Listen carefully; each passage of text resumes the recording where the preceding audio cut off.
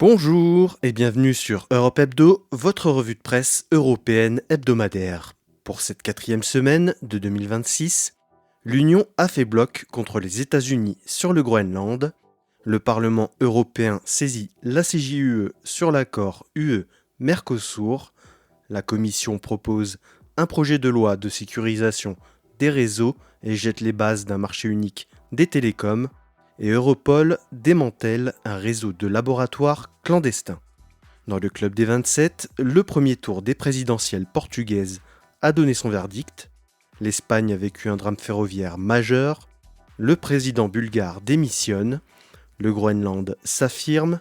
L'extrême droite néerlandaise se déchire.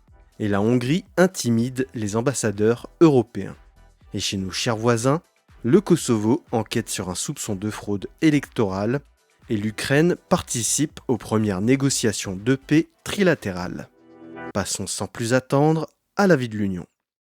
Internationale, montée des tensions sur le Groenland entre l'UE et les États-Unis et concrétisation d'un accord.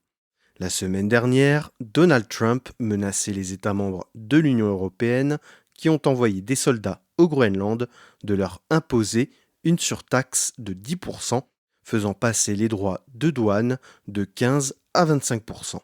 Une menace qu'il a dit mettre en réflexion et qu'il serait prêt à signer le 1er février pour une application en juin. Une menace qui a poussé le président du Conseil européen, Antonio Costa, à convoquer un sommet européen extraordinaire le jeudi 22 janvier. Dimanche 18 janvier au soir, il semblait évident que l'UE ne voulait pas se laisser intimider. Une tentative pour montrer l'unité des Européens autour du Danemark et du Groenland. Lundi 19 janvier, la question se posait encore une fois d'utiliser le bazooka commercial. Une rumeur vite démentie par le porte-parole adjoint de la Commission européenne, Olaf Gilles, qui déclare que l'exécutif européen veut d'abord passer par le dialogue et éviter une escalade démesurée et imprévisible. Une position qui reflète celle du Conseil, réuni en Coreper la veille, qui n'a pas trouvé de majorité pour déclencher l'instrument anti-coercition. Certains États redoutaient de voir les États-Unis menacer l'Ukraine de se retirer totalement du soutien militaire. Une position partagée par la haute représentante Kaja Kallas. La Commission n'exclut pas de remettre sur la table la menace de la liste des produits visés par des droits de douane européens pour un montant de 93 milliards d'euros, qui est pour l'instant suspendu et doit être renouvelé. Son renouvellement est donc remis en question. Côté Parlement européen, l'accord sur les droits de douane entre l'UE et les États-Unis conclu cet été en Écosse sur les 15% imposés à l'UE, à l'exception de l'aéronautique et des produits pharmaceutiques, en échange d'une exemption générale sur les produits américains, devait être voté cette semaine en plénière. Cette obsession de Donald Trump pour la conquête du Groenland est même impopulaire chez lui. 86% des Américains et même 70% des républicains sont contre le recours à la force au Groenland. 70% des Américains sont contre le rachat de l'île. Malgré tout, il réitère son argument de la sécurité nationale et de la nécessité d'intégrer le Groenland au Dôme d'Or pour contrer les menaces de la Russie et de la Chine dans l'Arctique. L'occasion aussi d'égratigner l'OTAN que Donald Trump considère comme une opération de charité envers les Européens. Des tensions des deux côtés de l'Atlantique qui ont secoué les marchés financiers qui ont reculé dès l'ouverture lundi. L'incertitude autour des relations transatlantiques refroidit les investisseurs qui se montrent prudents et basculent sur des valeurs refuges comme l'or et l'argent. Un autre sujet vient de s'y ajouter, le Conseil de paix. Voulu par Donald Trump pour la reconstruction de Gaza, validé par un mandat de l'ONU, l'administration Trump en a dévoilé les statuts et, surprise, on découvre que la mission de ce conseil devient concurrent de l'ONU. Y sont formellement invités Recep Tayyip Erdogan et Vladimir Poutine. De quoi refroidir les Européens. Emmanuel Macron a déclaré qu'il était hors de question que la France en fasse partie si la Russie y siège. Et comble du cynisme, Donald Trump demande 1 milliard de dollars aux États pour qu'ils aient le statut de membre permanent. Face au refus d'Emmanuel Macron, Donald Trump menace la France de 200% de droits de douane sur les vins et champagnes. Mercredi, le Parlement européen décide de renvoyer sine die les discussions sur l'accord UE-États-Unis. Seuls les partisans de Giorgia Meloni se montrent défavorables à ce report. Même l'extrême droite qui était dithyrambique à l'égard du président américain, soit s'offusque du chantage comme Jordan Bardella et Alice Weidel, soit se font très discrets comme Andrej Babiš, Robert Fico et Viktor Orban. Les soutiens européens de Trump se retrouvent face à leurs contradictions. Mardi 20 janvier, lors de son intervention au Forum économique mondial de Davos, Ursula von der Leyen a fait un pas en direction de son allié américain en déclarant que l'UE était prête à investir dans la sécurité dans l'Arctique. Elle annonce en parallèle que l'Union européenne va se doter de sa propre stratégie de sécurité et y inclura la stratégie pour l'Arctique. Finalement, Donald Trump annonce à Davos renoncer au recours à la force et déclare ne pas vouloir sanctionner les pays européens qui ont envoyé des soldats au Groenland. Jeudi matin, le Conseil européen extraordinaire se félicite du retrait des menaces américaines, mais reste prudent. On ne sait pas si ce sont les menaces européennes ou la plongée des bourses mondiales qui a forcé le président américain à faire marche arrière. Toujours est-il que l'UE a montré sa solidarité et son unité. Le Parlement européen est désormais prêt à consentir aux 15% de droits de douane maintenant que l'orage est passé, d'après sa présidente Roberta Metsola. Une déclaration modérée par la Commission parlementaire du commerce international qui doit voter sur le sujet ce lundi 26 janvier. Commerce. Le Parlement européen demande l'examen de l'accord UE-Mercosur par la CJUE. Alors que le Parlement européen a inscrit à l'ordre du jour de cette semaine de plénière la saisine de la Cour de justice de l'Union européenne pour évaluer la conformité de l'accord UE-Mercosur, les agriculteurs européens ont appelé à manifester devant le Parlement à Strasbourg pour mettre la pression sur les parlementaires européens. Mardi 20 janvier, 5500 agriculteurs se sont réunis dans la capitale alsacienne pour rappeler la concurrence déloyale que pourrait créer cet accord, mais aussi sur le débat budgétaire autour de la PAC et du prix des engrais. Un rassemblement terni par des affrontements avec les forces de l'ordre. Une estrade a été mise en place et plusieurs eurodéputés se sont exprimés devant les agriculteurs. Sans surprise, l'extrême droite a essayé d'en profiter pour surfer sur le mécontentement des agriculteurs. Ce qui est plus surprenant, c'est que, bien que la gauche n'ait pas eu beaucoup de représentants qui se soient risqués à aller sur l'estrade, l'écologiste verte belge, Saskia Brikmont, a été ovationnée. Mercredi 21 janvier, le Parlement européen a voté in extremis la saisine de la Cour de justice de l'Union européenne. 334 eurodéputés ont voté pour, 324 contre et 11 se sont abstenus. Tous les groupes parlementaires se sont retrouvés fracturés sur des lignes géographiques plutôt que partisanes. C'est le PPE qui se retrouve le plus divisé et qui a permis l'adoption de la résolution. Un camouflet pour Ursula von der Leyen qui avait tenté de mobiliser son parti. En théorie, cette saisine empêche l'application du traité jusqu'au rendu de la décision. Mais la Commission ne désarme pas, elle souhaite l'application provisoire du traité. Une position soutenue par l'Allemagne qui a besoin de l'application de cet accord pour donner un peu d'air à ses industries. L'exécutif européen dénonce le manque de fondement juridique de la saisine. Du côté des agriculteurs, ils ont laissé éclater leur joie devant le Parlement européen où ils se trouvaient encore mercredi.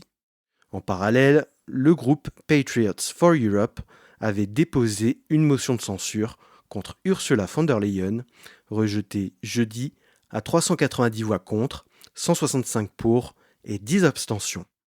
Le PPE garde sa confiance à la présidente de la Commission malgré le désaveu qui lui a été fait par le PPE sur l'accord.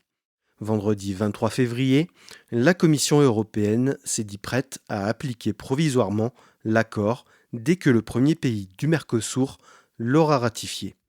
L'exécutif européen est mis sous pression par plusieurs États membres qui cherchent absolument des débouchés pour leurs produits alors que l'UE est prise en étau par l'agressivité commerciale des États-Unis et de la Chine. Elle peut s'appuyer sur la décision du Conseil où la majorité qualifiée a été atteinte pour approuver la signature avec le Mercosur. Antonio Costa, le président du Conseil européen, soutient la position d'Ursula von der Leyen. Télécommunications.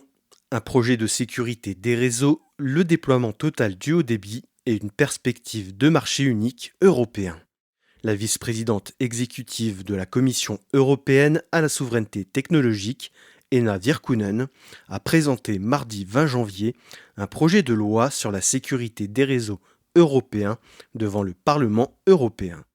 Un projet qui vise particulièrement la Chine, puisque l'exécutif européen souhaite bannir les fournisseurs étrangers d'infrastructures télécom jugés à haut risque. Sans les nommer, la Commission vise très clairement Huawei et ZTE, très impliqués dans le déploiement des infrastructures de la 5G. Déjà depuis 2023, la Commission européenne avait émis la recommandation aux États membres et aux opérateurs d'interdire ces deux groupes dans le déploiement de la 5G.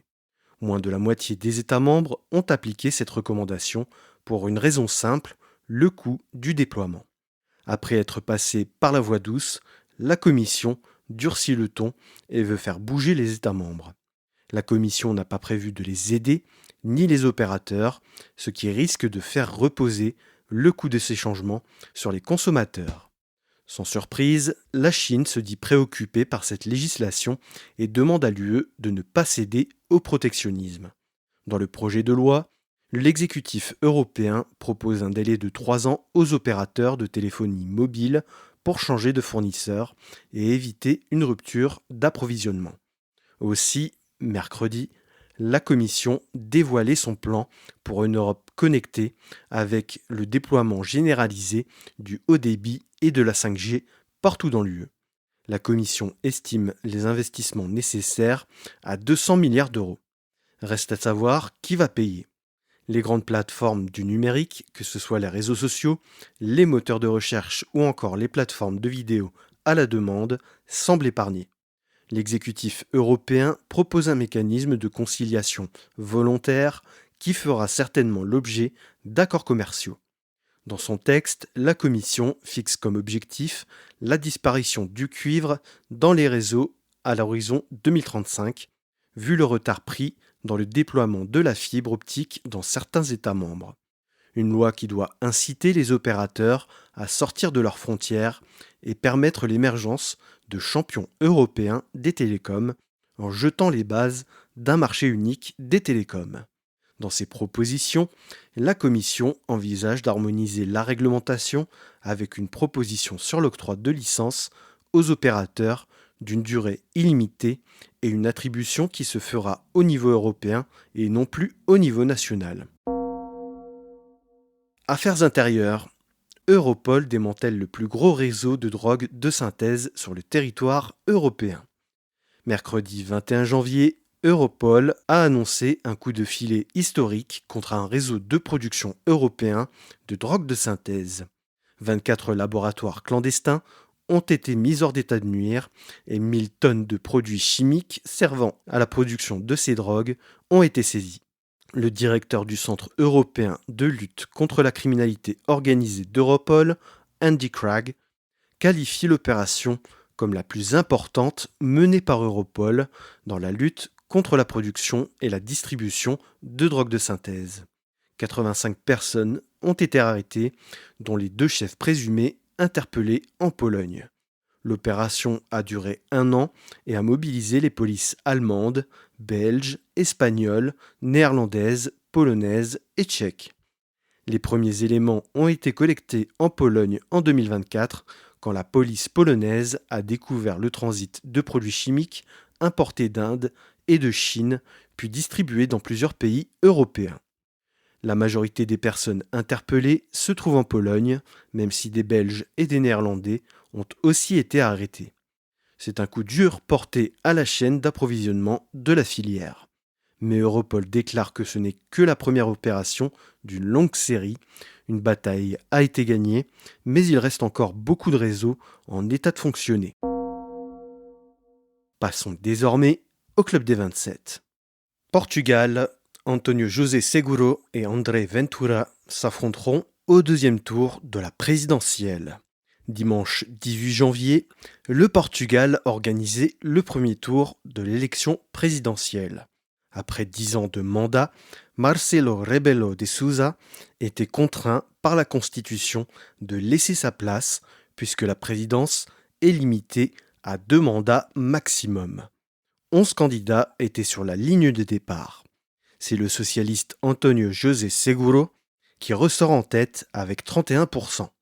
Politicien chevronné qui a débuté sa carrière dans les années 80 avec la jeunesse socialiste, il a poursuivi sa carrière en devenant l'un des plus proches collaborateurs de l'actuel secrétaire général de l'ONU, Antonio Guterres, qui était alors Premier ministre, puis eurodéputé avant de devenir vice-premier ministre, chef de groupe parlementaire du Parti socialiste et secrétaire général du parti.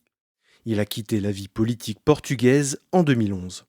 Il a annoncé sa candidature à la présidence sans le soutien du Parti socialiste, qui a finalement consenti à lui donner l'investiture. Loin d'être favori, il a finalement déjoué tous les pronostics.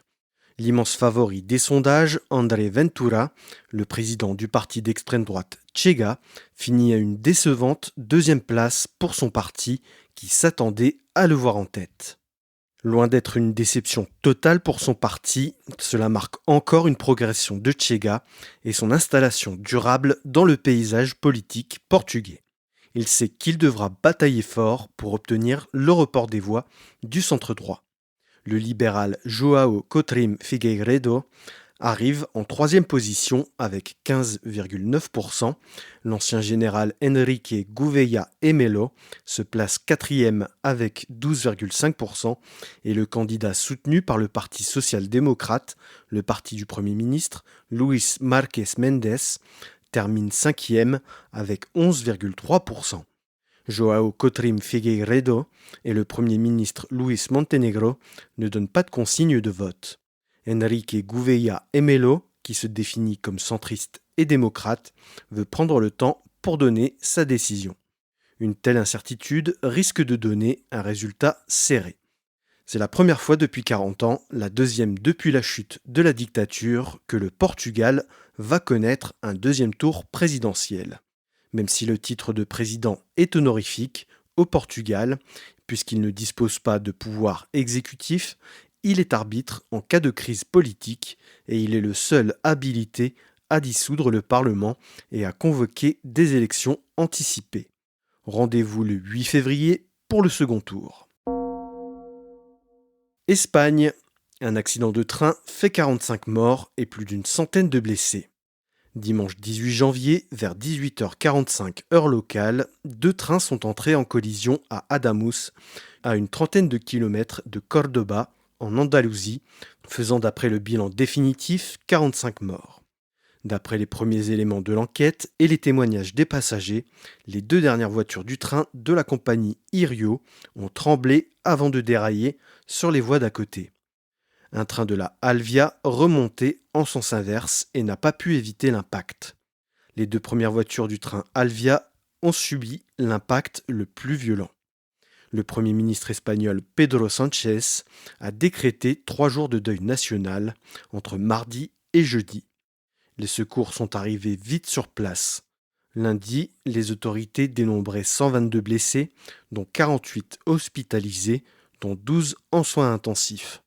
Le président de la région andalouse, Juan Manuel Moreno, a demandé la mobilisation de l'unité militaire d'urgence.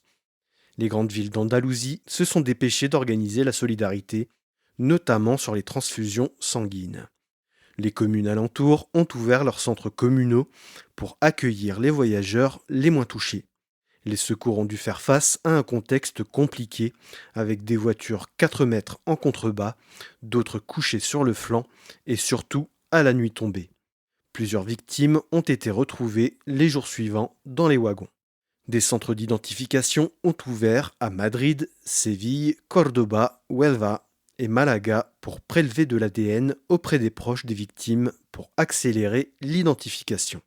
Le ministre des Transports a du mal à expliquer l'accident. Le train Irio, parti de Malaga, n'avait été mis en circulation que 3 ans auparavant et un entretien venait d'être effectué 3 jours avant le drame. Le tronçon de rail avait été rouvert en mai 2025 après des rénovations à 700 millions d'euros. L'erreur humaine a rapidement été écartée, tout autant que le sabotage, d'après le ministre de l'Intérieur. L'enquête se concentre sur une portion de rail qui aurait cédé. Le rapport d'enquête ne sera publié que dans plusieurs mois.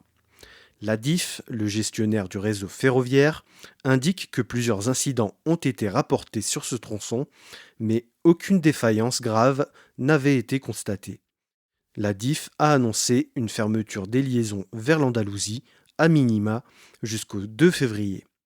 Irio, détenu par l'opérateur public italien Trenitalia, et Alvia, détenu par l'opérateur public espagnol Renfe, se disent prêts à coopérer entièrement avec les autorités pour faire la lumière sur le drame. Le gouvernement demande d'éviter toute spéculation autour de l'incident et de laisser les autorités enquêter dans la sérénité. Mardi 20 janvier, le roi Felipe VI et la reine Laetitia se sont rendus à Adamuz et Cordoba pour saluer les secours et rendre visite aux blessés à l'hôpital Reina Sofia de Cordoba. Le syndicat des conducteurs de train a appelé à 3 journées de grève du 9 au 11 février pour demander plus de sécurité pour les trains, après aussi l'effondrement d'un mur sur un train à Barcelone, tuant sur le coup le conducteur du train. Bulgarie. Le président Rumen Radev démissionne. C'était un peu un secret de polichinelle, la rumeur courait depuis quelque temps, mais Rumen Radev semblait toujours écarter cette hypothèse. Lundi 19 janvier, le président bulgare annonce démissionner de son poste de président. Il devait officier jusqu'en 2027. Mardi 20 janvier, il a présenté sa démission à la Cour constitutionnelle. Charge à cette dernière de valider ou non la démission. Si elle est approuvée, c'est sa vice-présidente, Iliana Iotova, qui assurera l'intérim jusqu'au mois de novembre. Rumen Radev a été élu en 2016, puis réélu en 2021. Avec une crise politique latente depuis 5 ans, il avait évoqué plusieurs fois son envie de créer son propre parti pour tenter de ramener la stabilité et lutter contre la corruption. La Bulgarie, qui vient de rentrer dans la zone euro, est sans gouvernement depuis début décembre suite à une série de manifestations où les Bulgares contestaient le projet de budget décrit comme favorisant la corruption. Leur cible principale était Delian Peevski, chef de file du parti centriste DPS, oligarque sous sanction américaine pour corruption, mais aussi Boyko Borisov, le leader du GERB, Premier ministre pendant les années 2010. Rosen Jeliaskov avait annoncé la démission de son gouvernement le 11 décembre. Rumen Radev avait relancé la formation du gouvernement en nommant plusieurs formateurs. Jeliaskov a jeté l'éponge aussitôt après avoir été nommé le 12 janvier. Le 14 janvier, le parti centriste, le PPDB, n'a pas su rassembler une majorité. Idem le 16 janvier avec l'APS, le parti dissident du DPS. Après 3 échecs de formation du gouvernement, le président était dans l'obligation de convoquer 2 nouvelles élections, les 8e législatives en 5 ans. Elles auront lieu fin mars ou début avril. Rumen Radev a décidé que c'était le bon moment pour se lancer dans l'arène. Danemark.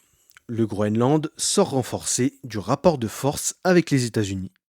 Revenue triomphalement de son voyage à Washington, la ministre des Affaires étrangères, Viviane Motzfeldt, est devenue le symbole des Groenlandais du rééquilibrage des relations avec le Danemark. Elle a rencontré Marco Rubio et J.D. Vance à la Maison-Blanche avec son homologue danois Lars Løkke Rasmussen, puis elle s'est entretenue avec Mark Rutte en présence du ministre danois de la Défense, Truls Lund Poulsen.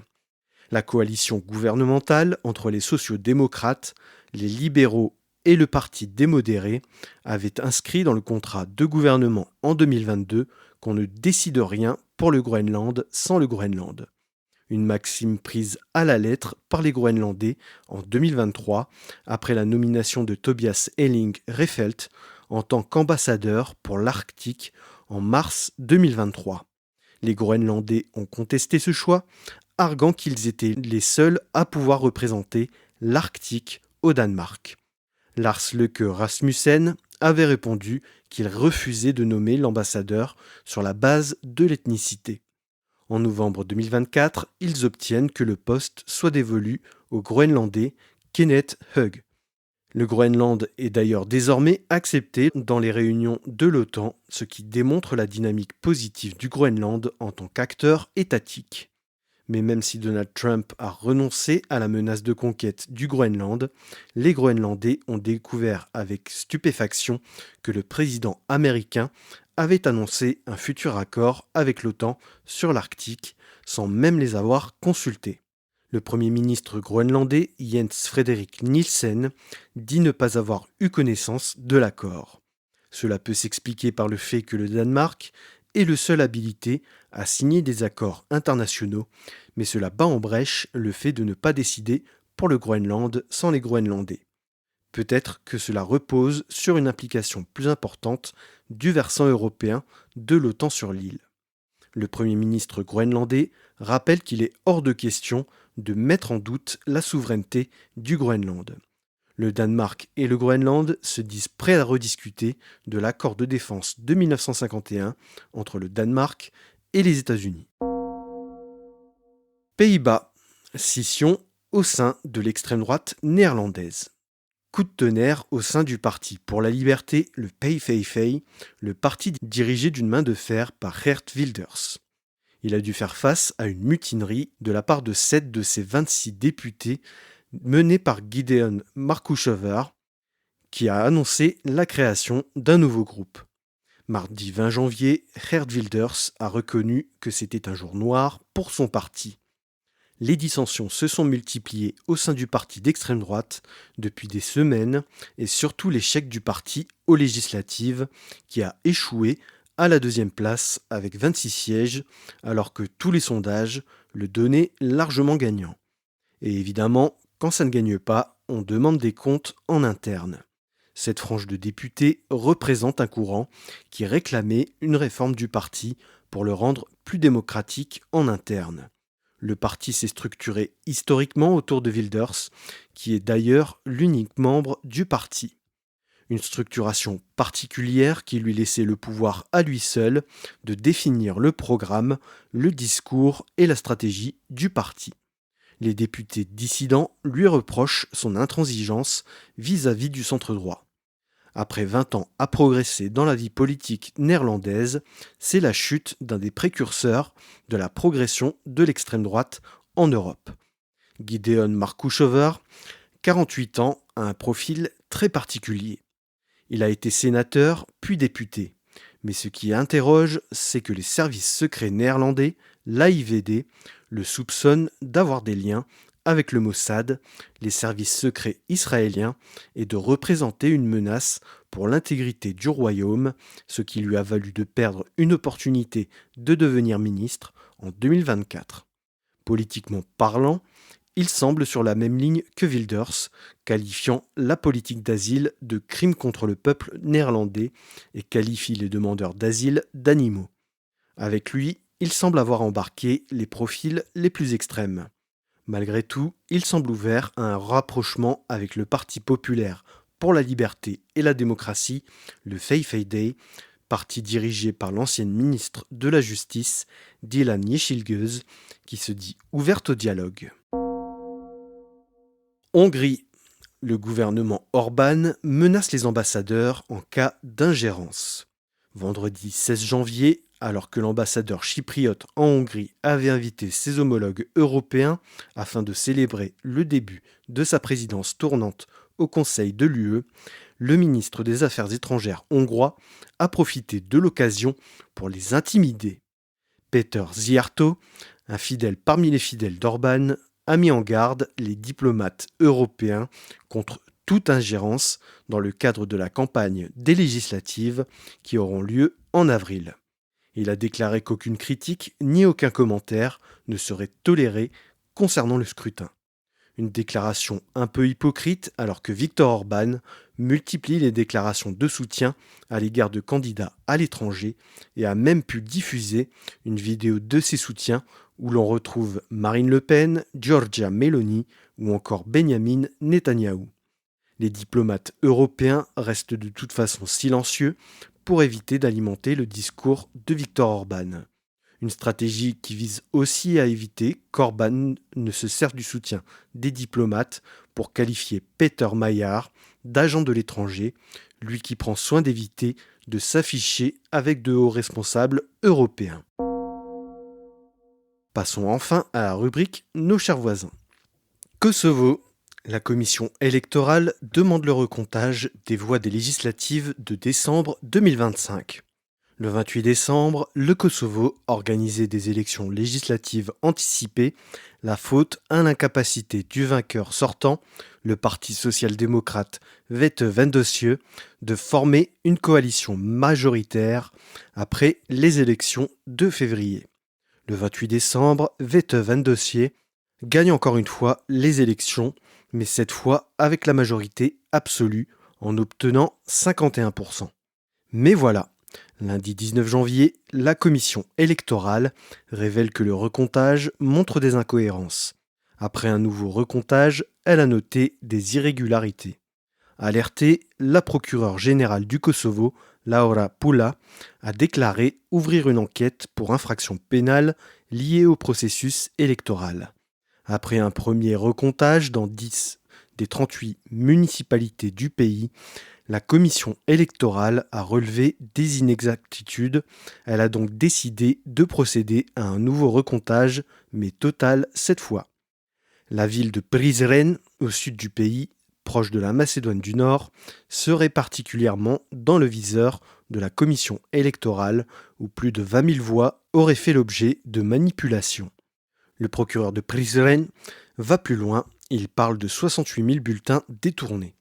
Vendredi, le procureur a annoncé l'arrestation de 109 personnes soupçonnées d'avoir participé à la falsification du résultat. Le nouveau recomptage va retarder la formation du gouvernement. Un retard qui coûte cher puisque les bailleurs internationaux du Kosovo retiennent les aides financières dédiées au pays tant qu'il n'y a pas de gouvernement. Ukraine. Volodymyr Zelensky obtient des garanties de sécurité américaines et une première réunion trilatérale aux Émirats arabes unis. C'est une des surprises de Davos. Dans les coulisses du Forum économique mondial, Volodymyr Zelensky rencontre Donald Trump. Jeudi 22 janvier, il annonce, lors de son passage à la tribune, que l'Ukraine a trouvé un accord avec les États-Unis pour les garanties de sécurité une fois qu'un accord de paix serait signé avec la Russie.